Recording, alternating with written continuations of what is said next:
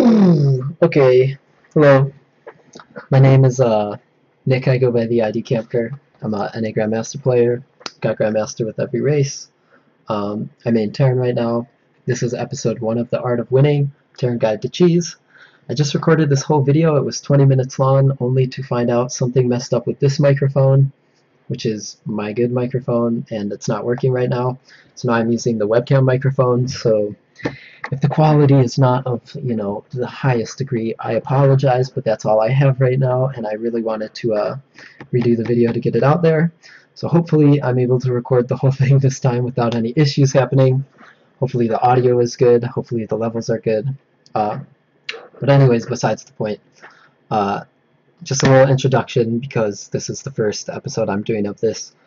I wanted to do a cheese guide because I think cheesing is vital to Terran play, like when to cheese, how to cheese, what cheeses there are, what cheeses work on different maps, everything, blah, blah, blah, blah, blah. I'll go into depth on all that with, how to do different things. I see a lot of players cheesing, and they're not doing it correctly, and they're not getting wins with it when they should be getting wins with it. And I think cheese makes for really exciting, fast-paced games that I personally really enjoy. I think there's nothing cooler than when MKP or MVP, would be in GSL or whatever tournament, and they'd be like, bah, I'm going to Two-Rax, or I'm going to do this, or I'm going to do that, because they just wanted to win. And that's why this is called The Art of Winning, because this isn't about, like, how do I play a macro game and take, like, 9 bases and make ghosts? This is how to win. These builds are all builds designed to win you the game. That's what I'm going to focus on. In the future, I may do something else, but as of right now, I plan on putting one of these out a week. I have a bazillion builds you can do. All of them are really good. You can get Grandmaster with these. I have a Grandmaster account, which is one of my Smurfs, which I only use cheese builds and really aggressive builds on. So if you learn how to do these correctly, you will see improvement in your play, and you will see improvement, on your ladder. Or maybe you just want to get to Silver League, or maybe you want to get to Master League, or maybe you want to get to Grandmaster. Learn these builds. Learn them well. And you'll be able to do that. Okay. No hiccups so far. I'm excited. Gonna hop into the first game. Gonna start really, really basic on this. Gonna hop into, which one is it? This one? Okay. Gonna hop into the Two-Rax. A lot of players, I know how to Two-Rax. I just put my Raxes down on 11. No, that's not how you Two-Rax. You're bad. Don't Two-Rax like this. This is how you're supposed to Two-Rax. There is an 11-11 variation, but against Zerg players, you want to do the 12-12 Two-Rax. It's the Two-Rax Innovation does. It's a Two-Rax almost everybody does. It's a really powerful build. If you know all the little things about it that give you slight edges, and you're doing this Two-Rax, you should win the majority of your games. In fact, I even win games doing this build against Zerg players who go hatch or who go pool first, and some who go pool gas first. Really powerful build. First thing you do, it's just a normal 10 depot, but the timing for getting your SCV to the proxy location correctly is you rally your 9th and your 10th SCV. Just click your command center, click there. This is where you Two-Rax on this map. I'll go over, I'll bring up a thing of the maps to show where to Two-Rax on other maps, but on this map, this is where you do it. You don't have to wall off with your first supply depot. You can if you want. I don't like to because you can wall off with your 2nd and 3rd and 4th depots and still have a wall off in time for Zerglings anyways. And putting it here, you're going to get just slightly faster mining, so that's why I do it. Okay. Obviously, you go up to 12 SCVs. Send them down. They get there on the perfect timing. Look at this SCV. There's nothing more perfect than when that SCV gets there. Oh my god. Wow, like, wow. Okay. Next one still goes down on 12. Oh. Alright. Something to note, to make a note of, that I don't actually do in this game.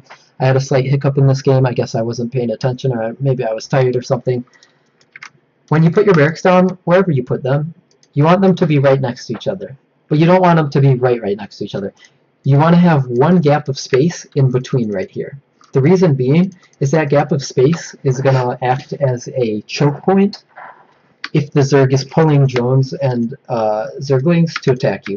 So you're going to have a little space in between your barracks where, you know, the drones come out and they're chasing your Marine runs away, he stands between the two barracks, 2 more Marines pop out, and then you can go and attack him again. And I just went to the end of the game on accident.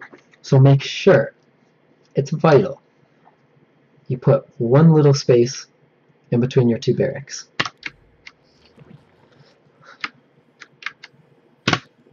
Okay, and then also back at home you're going to go up to 14 SCVs, and then you're done. And your 14th SCV, you're also going to rally to your opponent's base. So you're going to have a total of 3 SCVs, along with the Marines being rallied from these barracks, and that's what your attack is. So 14th SCV gets rallied, and then you're not making any more SCVs in the meantime.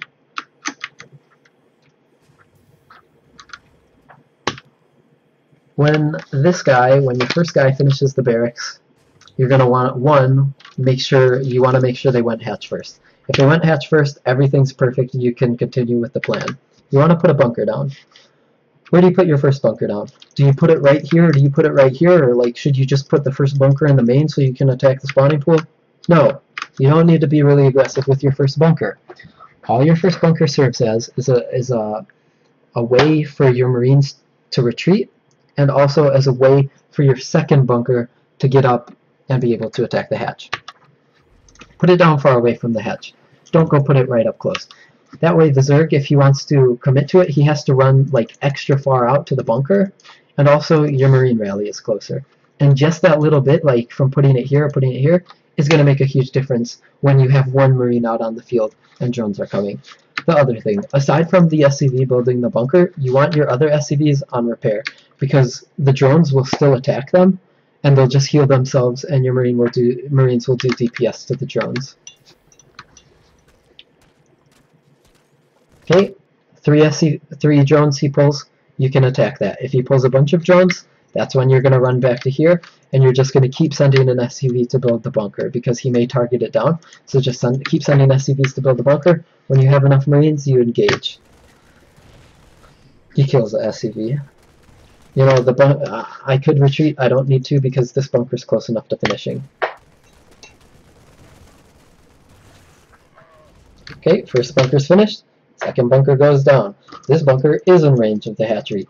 You don't want to build your... Obviously, your second bunker doesn't want to be there, because if you build a bunch of bunkers here, you can't kill the hatchery or any drones, which you need to do with the Two-Rax. Okay. Killing the hatchery is good, but it is not your goal. Your goal is to, if possible, kill as many drones and lings as possible, and trade against drones and lings in the most efficient way that you can, retaining as many Marines as you can. So if he doesn't pull any drones down here, and he doesn't build a spine crawler, and he doesn't make lings down here, just attack the hatchery. But if he does have drones down here, your Marines want to go out, you want to attack drones, retreat to your bunker when you have to. Kill a drone, retreat to your bunker. Kill a drone, retreat to your bunker. Kill some lings, retreat to your bunker. That's all you have to do. As long as you're on top of that and you're focused on that, and you know you're making the SCVs, you'll be good to go. Sort of jumping around a lot right here, but just something with the build order is, okay, your first Marine comes out, your bunker goes down. Okay, then you make 2 more Marines. Now you're at 17 supply, your bunker's down, 1 Marine's out, 2 are making. That's when you build your next depot.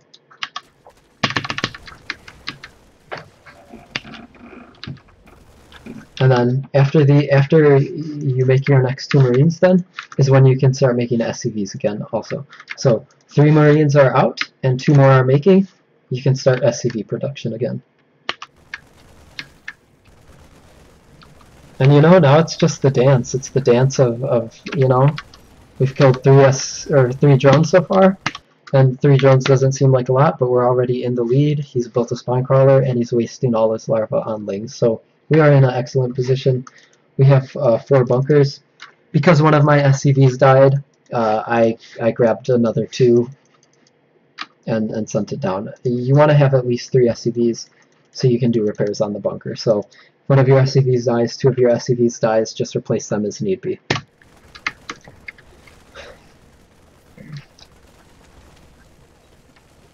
And now, you know, I've done some damage to the economy. I'm fine with that. I'm fine with killing the hatchery. Some Zergs will let the hatchery die, but 99% of the time the Zergs are going to do one final push to try to save the hatchery. And that's what happens this game. You have 4 bunkers, you have SCVs on repair, nothing's going to kill your bunkers.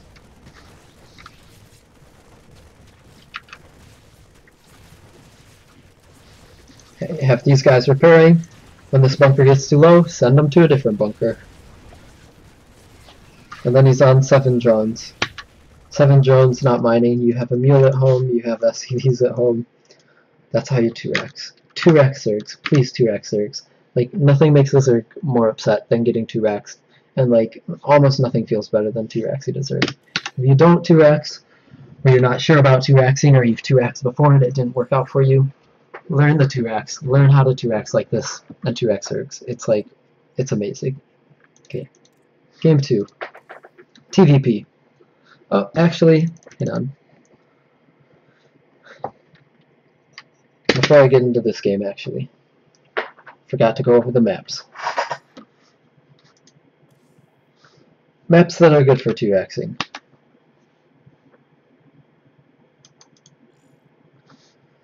Habitation Station. You can 2-Rax here, or you can flip to the golden 2-Rax. King Sejong Station. I don't like 2-Raxing on this map. I don't think it's a good map for 2-Raxing. Overgrowth. You 2-Rax right here. That's the map we were on. Merry-go-round. You 2-Rax right in the middle of the map, and when your SCVs are done, you send 1 to each base to see where he is. Alterzim.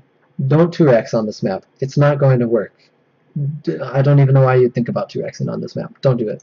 Frost. Wherever you spawn, you 2-Rax on this, but just on the other side of it. So if I spawn here, I'm going to proxy here. If I spawn here, I'm going to proxy here. But if I spawn on the other side, I'm going to proxy here. And if I spawn here, I'm going to proxy here. So you just proxy on the opposite side.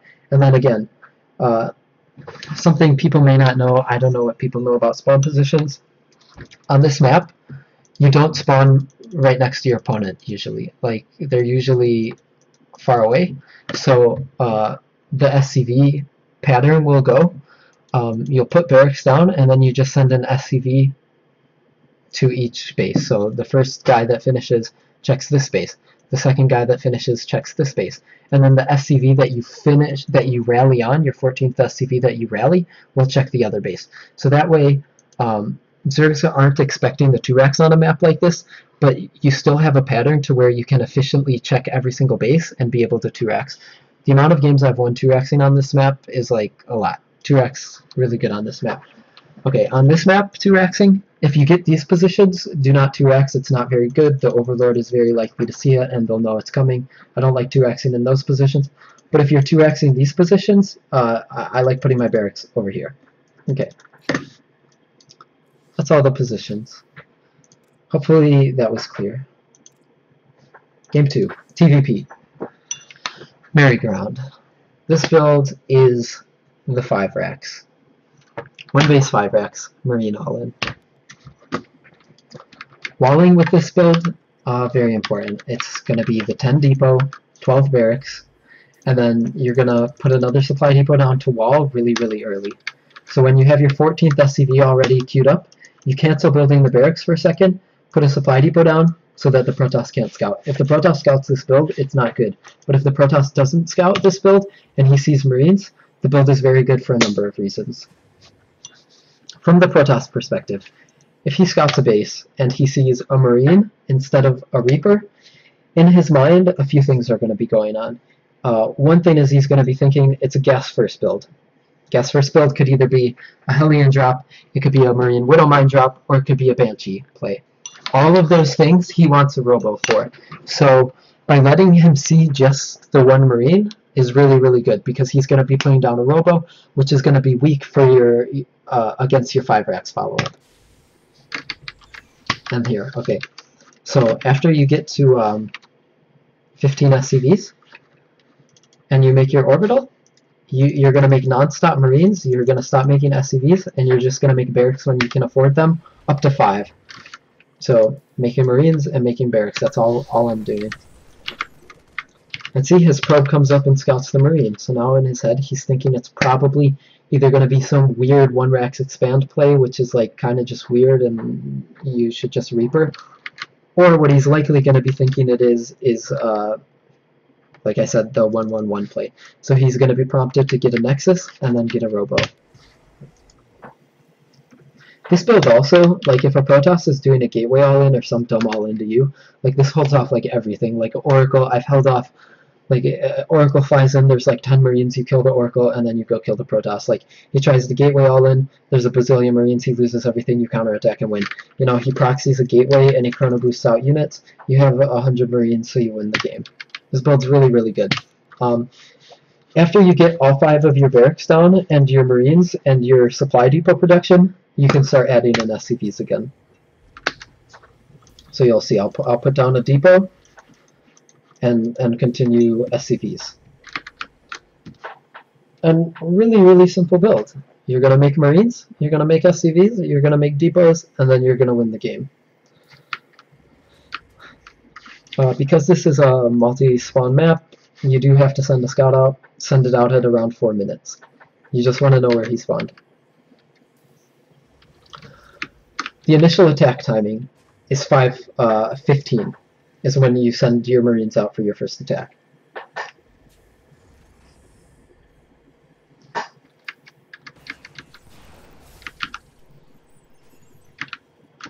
Boom, 5:15, even the base.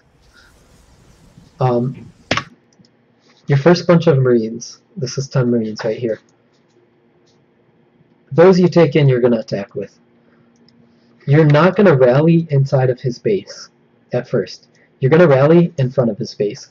The reason being is his mothership core will have a cannon. He will be able to Nexus cannon his natural or his main. Not both, obviously. If he Nexus cannons the natural, you walk into the main with your first group of Marines, killing it as much as you can, and you just build up Marines outside of his base with your rallies until his Nexus cannon goes away, and then you continue attacking with the rest of your Marines, and then you can rally to inside of his base. But if he Nexus cannons inside of his base, you're going to try to pick off Stalkers, you're going to try to pick off Mothership Core, you're going to try to kill anything you can down here, and you're going to try to kill the Nexus, and then when it wears off, that's when you're going to go into the main.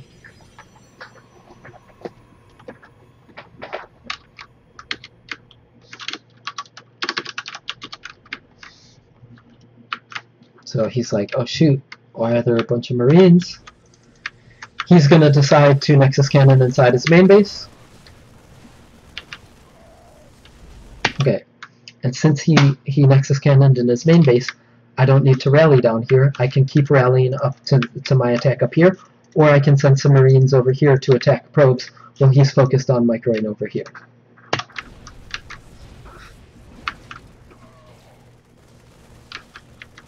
So see how just a few Marines I have attacking over here?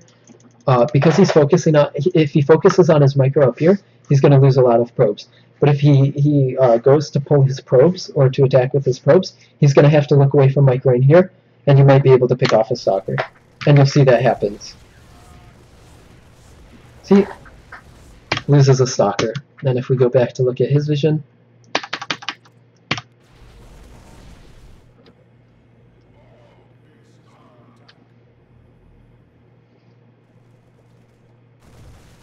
see, he went to pull his probes, and when that happened, he lost the Stalker.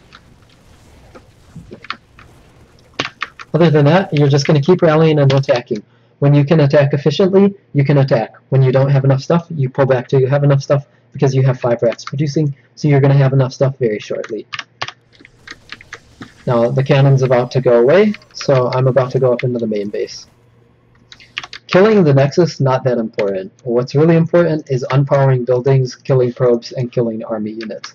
So I was attacking the Nexus at first because I couldn't attack up here, but now that this is about to end, I'm going to come up into the main base, try to unpower what I can, and kill as many probes.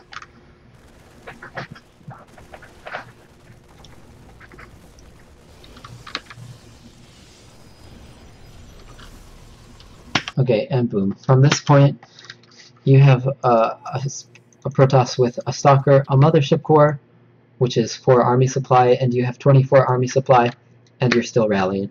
And all you have to do from here is kill him. The game goes on for another 3 minutes because he slowly sort of holds a little bit, but then eventually the Marine rallies overwhelm him. The last game, TVT. Sorry, I'm a little exhausted now. I've recorded this video about 6 times. Every single time something came up. The final time, when I recorded all the way through, I go back to check it. All the audio's retarded. I mean, all the audio's bad. This build is a rough build. It's the Mass Hellion Proxy Banshee. You go gas first, which means you just rally your 11th SCV to gas. See the rally point? Take that gas. And then you put a barracks down on 13. As soon as the barracks done, you put a factory down. And then when your factory goes down, you send an SCV out to proxy. You go up to 16 SCVs with this also before orbital command. So you get your orbital, 1 Marine, factory. Now that the factory is down, going to take a SCV, going to send it out to proxy. You build a single Marine, and then you build a reactor. The barracks is going to lift off, and you're going to put your factory on so you can make a lot of Hellions. And then you also build a supply depot. You put that down at 17. It's just like a normal gas first build.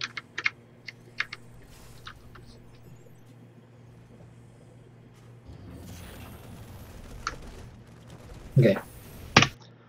Once your barracks lifts and the factory switches on, you're going to be making non-stop Hellion production. Also, that's when you're going to send your Marine, and also you're going to send your barracks to your opponent's ramp. That is going to give vision for your Hellions, and you're also going to be able to land it to make Marines. Also, you're going to take 1 SCV and send it with your Marine also. And that's going to be for repairing the Hellion. You're also going to use the SCV that builds the starport for repairing the Hellions. So you're going to have, with your first attack, you're going to have 1 Marine, you're going to have 2 Hellions, and 2 SCVs repairing.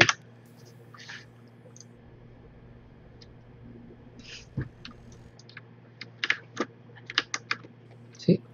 And it lines up perfect. So you have everything here all at once. You have 2 SCVs, Marine, Hellions. SCVs, again, on auto repair, you lead with your Hellions because your Hellions can be repaired by both the SCVs at once, so you shouldn't lose a Hellion. You don't want to lead with your Marine, you don't want to lead with your SCVs. You want to lead with your Hellions, and you want to make sure you repair them. See? Let me go back for a second. As long as you're repairing, between the Hellions splash damage, the Marines, and the SCVs repairing, you should be able to get a lot of work done.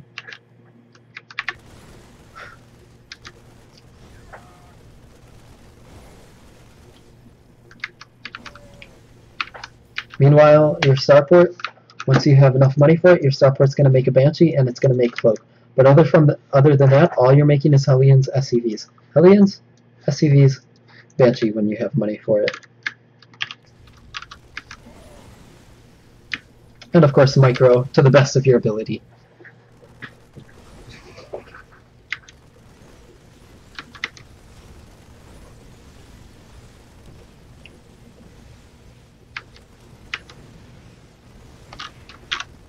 And we've already killed a bunch of SCVs, we've already killed a bunch of units, we've already been incredibly cost effective. And now he had just a little bit too much stuff. You don't want to make it just barely cost effective trades, you want to have like overwhelmingly cost effective trades. So I could have kept attacking with these 4 Hellions, and I could have killed this stuff but maybe lost a Hellion or 2. I don't want that to happen. So I'm just going to wait for my next 2 Hellions, where all of a sudden my splash damage is going to be overwhelming. You don't want to barely beat your opponent. You want to like brutally just destroy your opponent.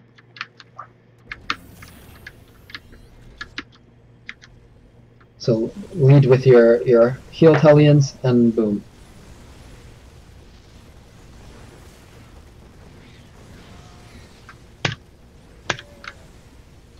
So I've been twice as cost effective as him.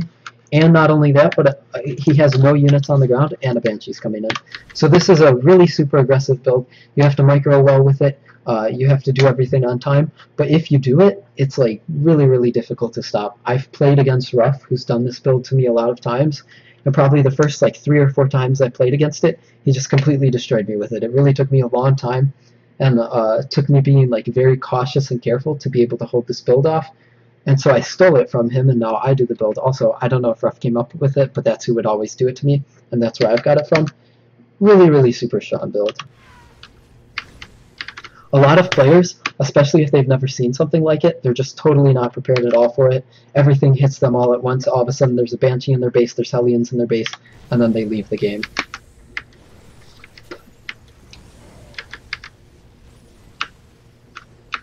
And now the Banshee pops out.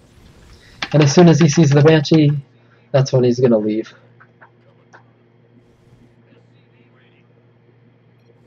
Okay, so I hope I went over everything in all the builds very clearly. I hope you enjoyed watching it, and I hope you can do these builds on ladder and get a lot of good wins with them. I will be doing another one of these videos next Thursday with 3 different builds, again, 1 for each matchup. So until then, oh, one other thing. Sorry, that Terran build works on every map. Any map you want, you can do it on. It's just on some maps you can't proxy the starport. The Five-Rax build against Protoss. It's good on maps where you can walk up the ramp really quickly from the natural. So it's good on this map. It's not as good on this map, but it can be if you come from up over here. It's good on this map. It is not as good on this map, but I still did it on it, and it turns out fine. Actually, you know what? I haven't done it this much this season, but it looks like actually it's good on every single map besides Alterzim. That build you can do on every map that's not Alterzim, and it will work out okay.